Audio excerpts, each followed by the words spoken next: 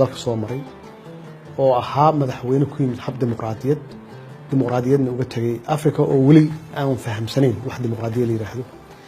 marka hadee markaan arkayo subax walba macnaheedu waxay tahay in lagu daydo oo dalkan uu gudbay dimuqraadiyad oo runtii aan doonayno inaan horumarino dimuqraadiyadda taariikhdeena mar walbana aan xusno uu sanad ka ahaa astaan wanaagsan